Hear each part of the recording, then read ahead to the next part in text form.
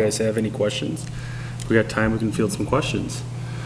I think, the biggest thing I want to start on is addressing some of the things that our biggest focus has been on our housing issue in Vermillion.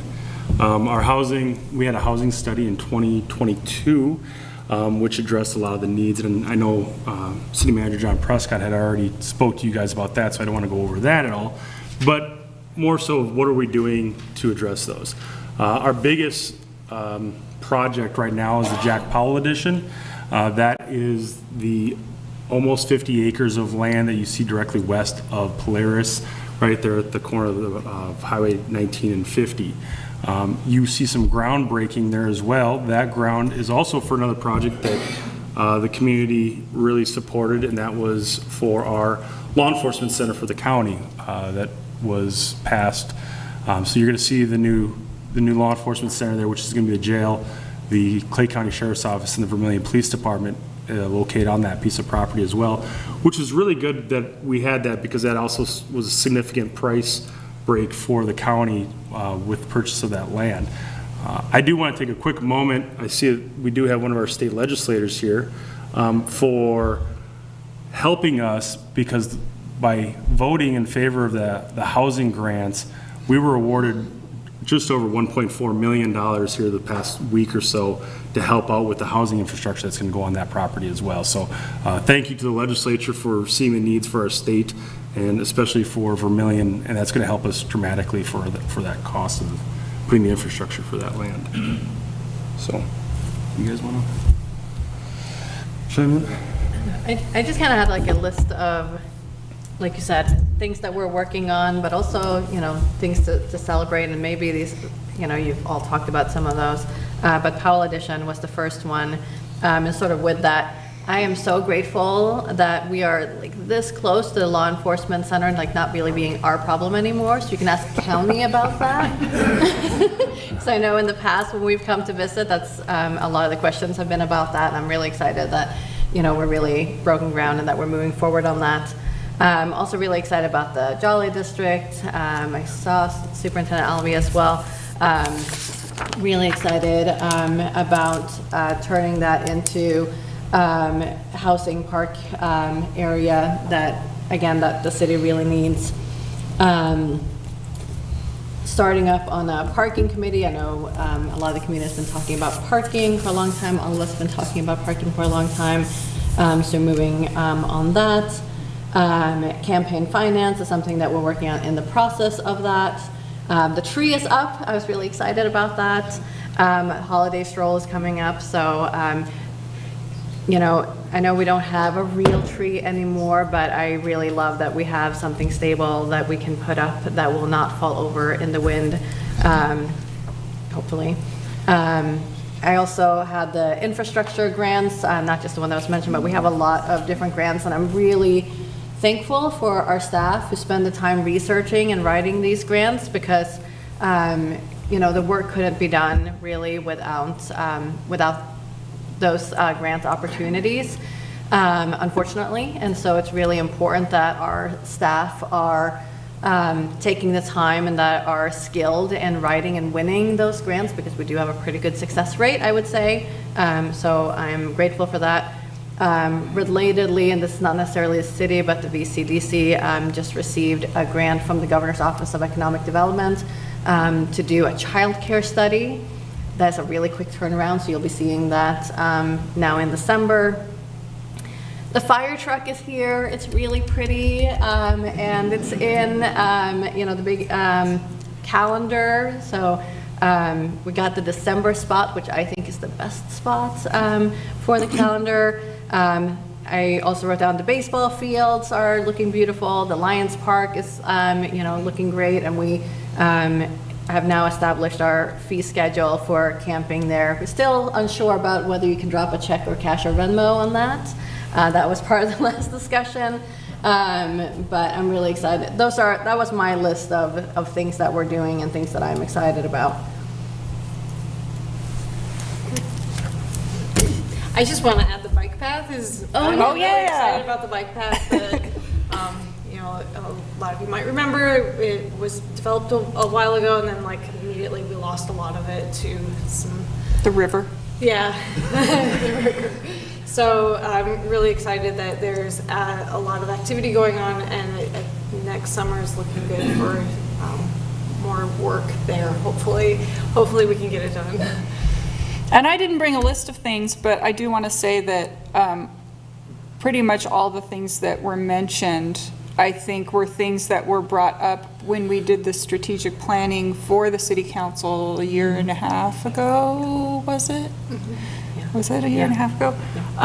You know, it was great. We did this strategic planning session with the council and with all of the department heads of the city, and it was great to hear everybody's perspective of what they think are the important goals we need to be moving forward with or focusing on.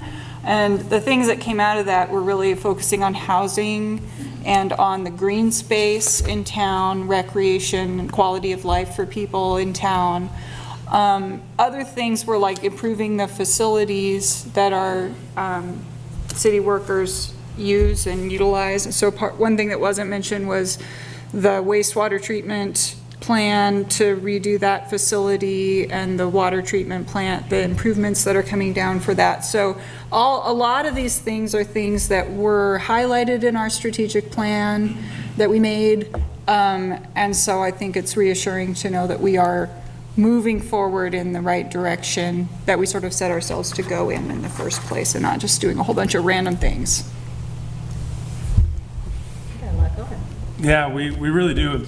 Like Julia said, we do have a lot going on right now, and you know, we're updating things in the city, like Katherine mentioned, with the infrastructure for the water. Obviously, that's a big bill that we have, and the city administration is trying to look at avenues to help cut down the costs of that. But unfortunately, that's something that we have to address. Obviously, we need to make sure that we have clean, good drinking water, and our sewage goes away, right? So those are some of the musts, and obviously, like we talked about earlier, the housing. One thing I also forgot to mention too is I want to commend our department heads as well. They've had a pretty tough go this past year or so with the budget, with the cost of everything going up and inflation. So they've had to really think outside the box in ways to make sure that they do their best to stay within the budget, and they've been doing a pretty decent job of that.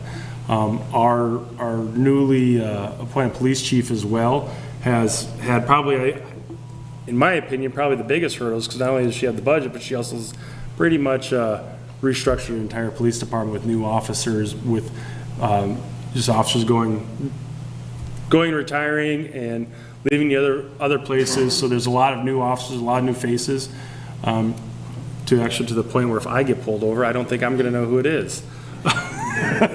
So I'll probably get a ticket. But anyway. You should test that theory. I don't want. I will follow the speed limit.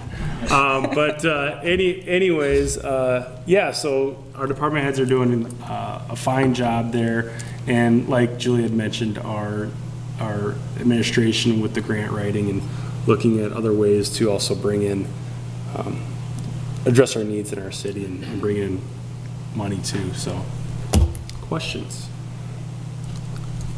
I think Tim was first. I have two questions. The first you could skip over because it's about the city manager. We'll just talk about that later. Oh, he's right there. Do we have him step out? Yeah. The real question is, I know that the park system is losing quite a bit of space with the addition of the new elementary school, which is a great addition. But, and we'll put Jim Goblersh on the spot later this spring because we always have him come in. But what are there plans to try to make up for some of that loss of space, and how will that look? Yeah, go ahead. So when we started realizing how much space we were losing, when the community started realizing that, I heard from the very active pickleball community. There's seemingly a fight between the pickleball people and the disc golf people over which one is actually the fastest growing sport in America. So if you want to have a fun debate sometime, just bring both of those groups in. But so I heard that one of the main things that we're losing was those pickleballs. And so I went to Jon and I said, this is one of the things that people are asking me about. And that's in part where the Jolly District idea came from. I don't want to give too much credit to the pickleball people, but really to Jon for thinking creatively and responding to those community questions. And so obviously the Powell addition is something that we have certainly looked at both for housing and then we'll also have recreation. But the Jolly District, something that we're hoping to, and the Historic Preservation Historic Preservation Commission is also looking at how we will best integrate that existing site into the neighborhood around it, so that it will be a more seamless transition between this parks, recreation, and housing in that community. Yeah, just to kind of branch off of that, so that's exactly it. When we saw the new expansion of the school, we saw some of Barstow Park being taken away, and that's where we addressed some of that need with the Jack Powell addition. If you've ever seen the perspective drawings of that, and I just say perspective because obviously things can change, we do have a good chunk of that slotted for a couple of ball fields and soccer fields as well. That's going to help with that, along with the Jolly School addition. The nice part about that is that's all school land, right? And when the city takes over that and we structure that for housing development, that's going to put non-taxed land back onto the tax roll. That's going to help the city.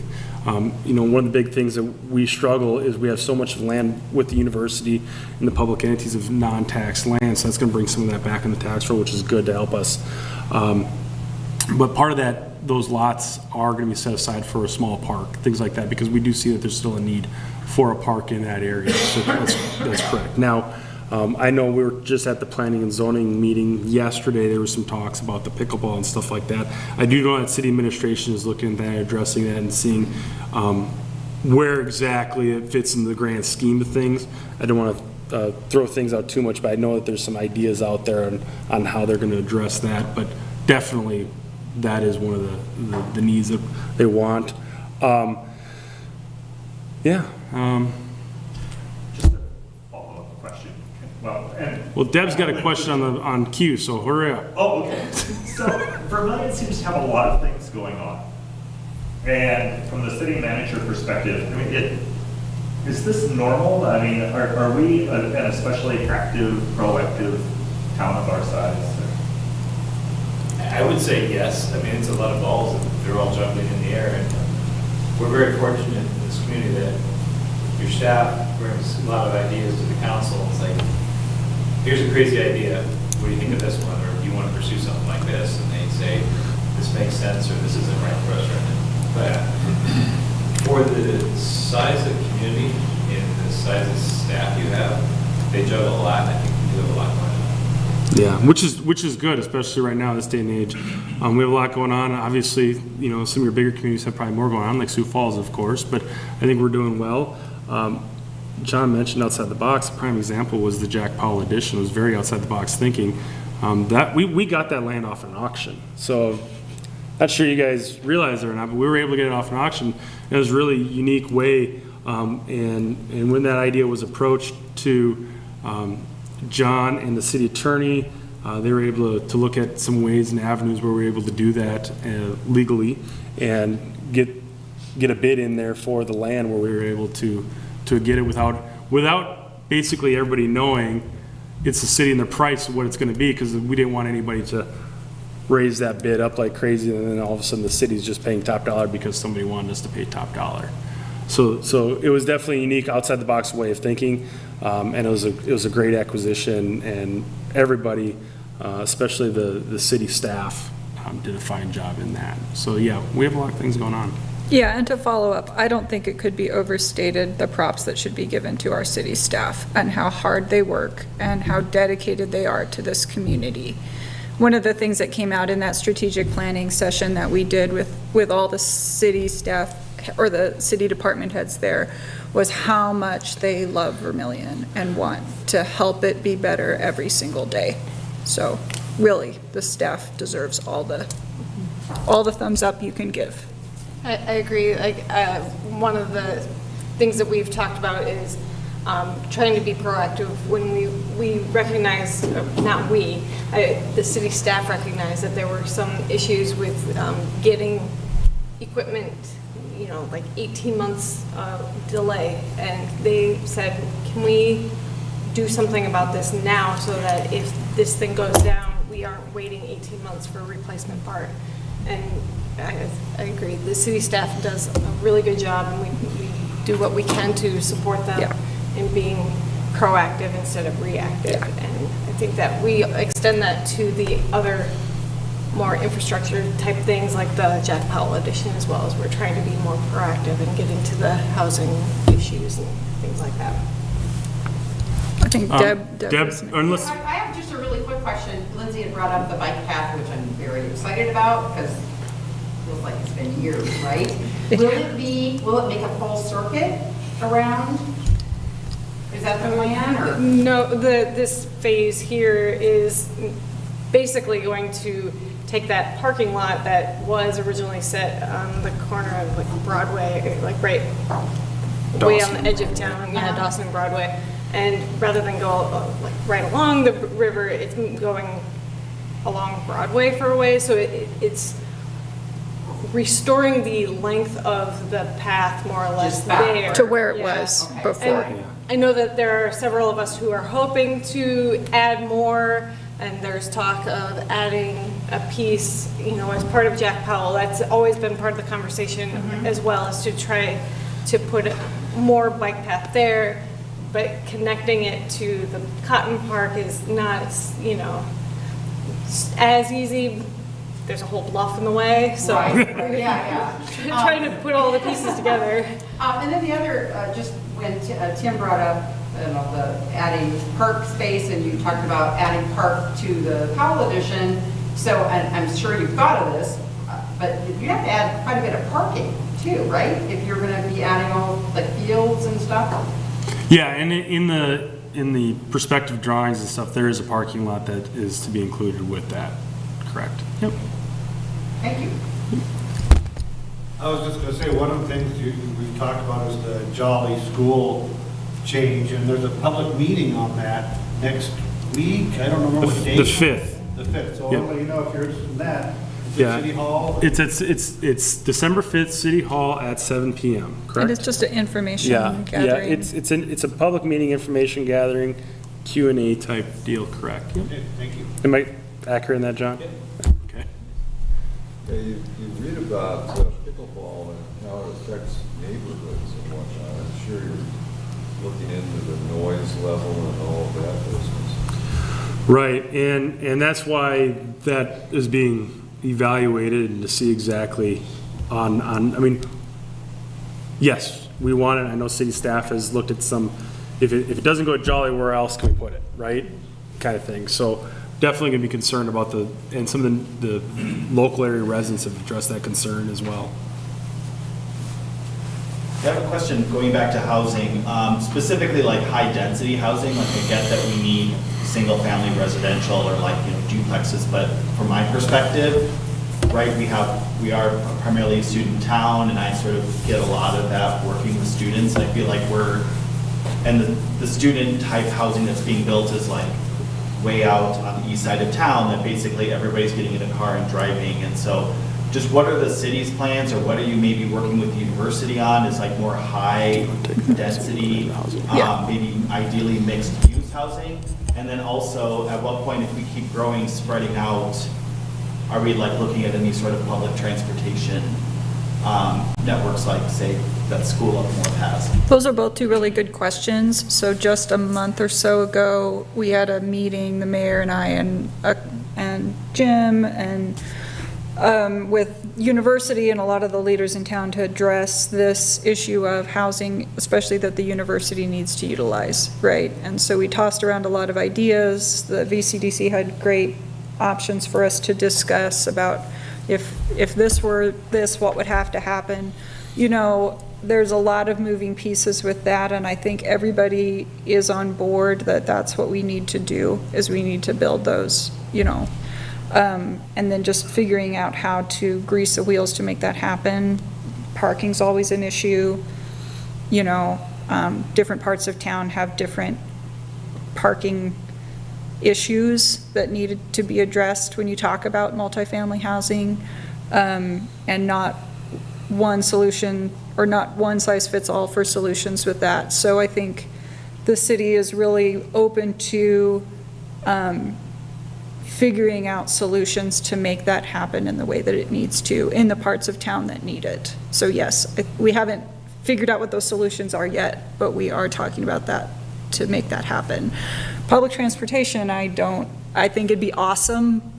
We haven't had any concrete plans or discussions about that, unless you have something, Julia, about that. Not necessarily about that, but one thing to note is that when we talk about the housing study, we quite often hear some people say, well, we've got plenty of apartments now, so we need more single-family housing. And other people say, well, we've got more single-family housing now, so we need more of the multifamily housing. But the housing study said that we need all of it, right? So just to be clear, we need apartments, we need first-time homeowners, single-family house, we need more what they call like luxury or,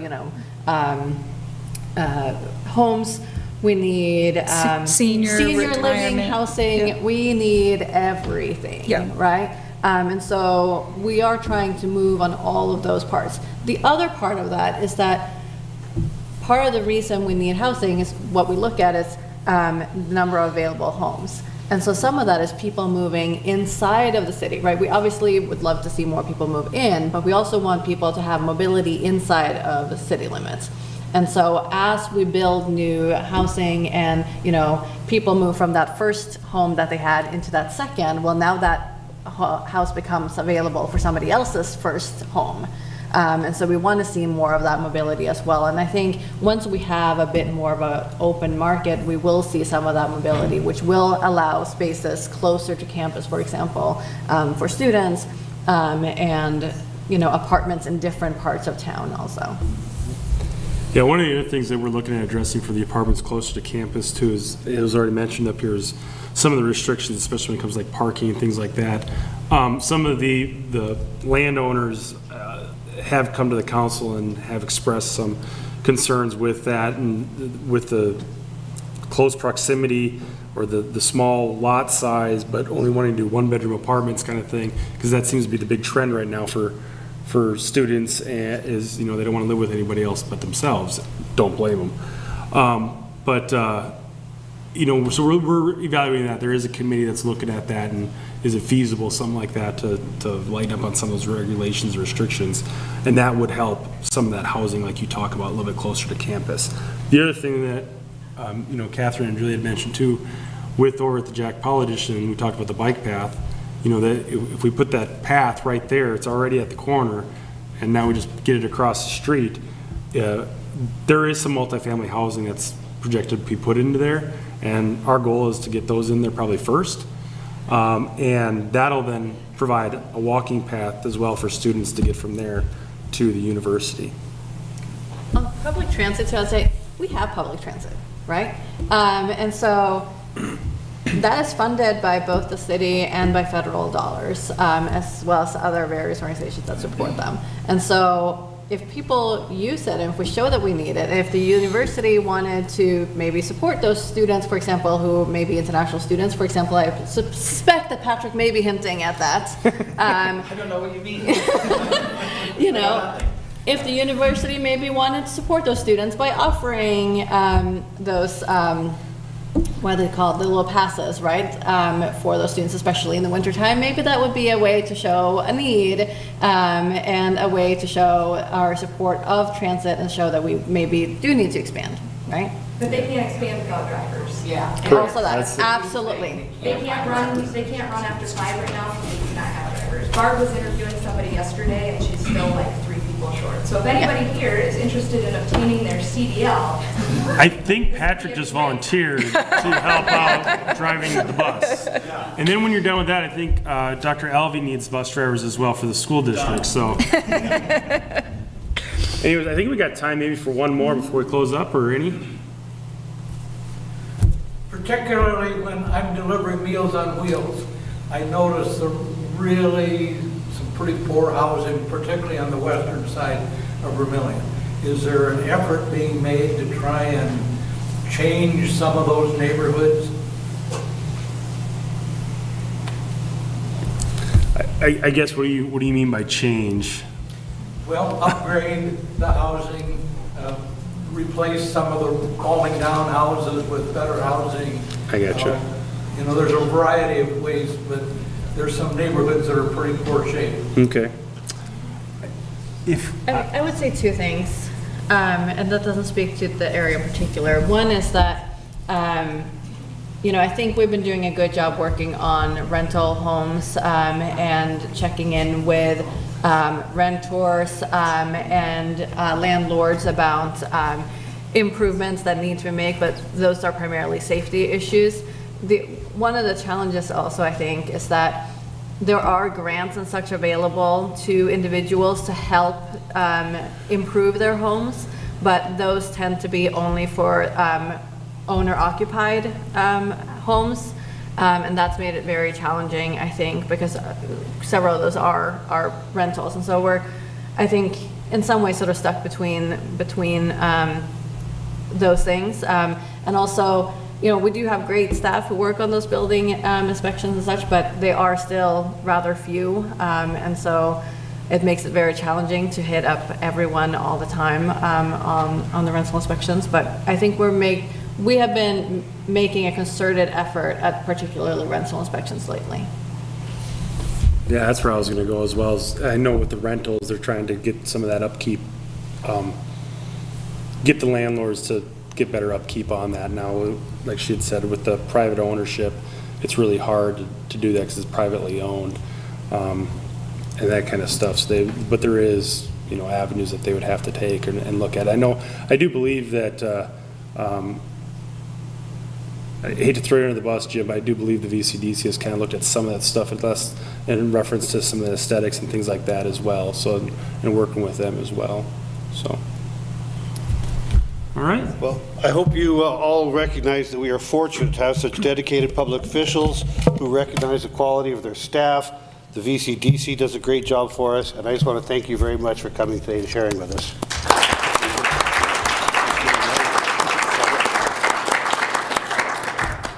Thank you.